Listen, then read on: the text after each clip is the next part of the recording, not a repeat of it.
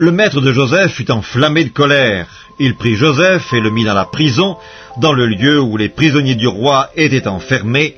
Il fut là, en prison. L'Éternel fut avec Joseph et il étendit sur lui sa bonté. Il le mit en faveur aux yeux du chef de la prison, et le chef de la prison plaça sous sa surveillance tous les prisonniers qui étaient dans la prison. Et rien ne s'y faisait que par lui.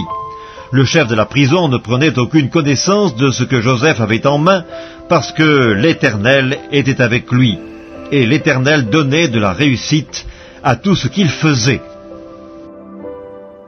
Après ces choses, il arriva que l'échanson et le panetier du roi d'Égypte offensèrent leur maître, le roi d'Égypte. Pharaon fut irrité contre ces deux officiers, le chef des échansons et le chef des panetiers.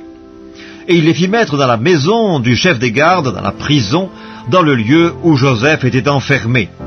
Le chef des gardes les plaça sous la surveillance de Joseph, qui faisait le service auprès d'eux, et ils passèrent un certain temps en prison.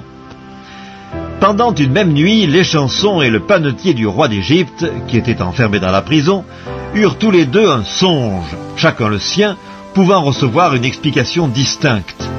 Joseph, étant venu le matin vers eux, les regarda et voici, ils étaient tout tristes. Alors il questionna les officiers de Pharaon, qui étaient avec lui dans la prison de son maître, et il leur dit « Pourquoi avez-vous mauvais visage aujourd'hui ?»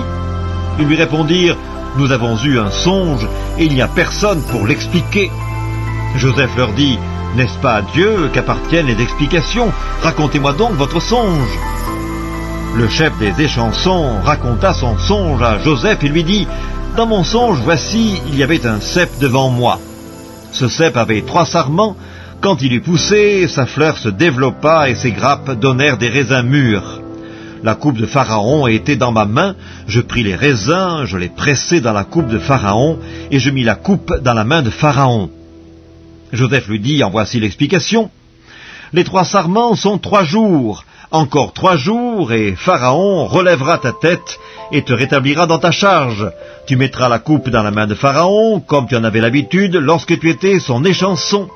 Mais souviens-toi de moi quand tu seras heureux et montre, je te prie, de la bonté à mon égard. Parle à ma faveur à Pharaon et fais-moi sortir de cette maison, car j'ai été enlevé du pays des Hébreux, et ici même je n'ai rien fait pour être mis en prison. » Le chef des panetiers, voyant que Joseph avait donné une explication favorable, lui dit « Voici, il y avait aussi, dans mon songe, 3 corbeilles de pain blanc sur ma tête.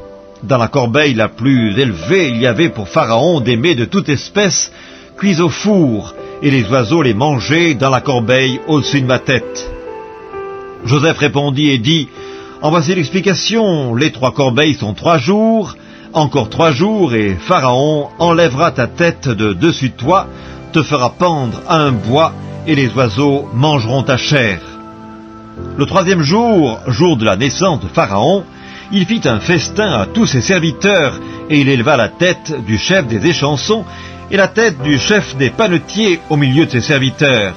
Il rétablit le chef des échansons dans sa charge, pour qu'il mît la coupe dans la main de Pharaon.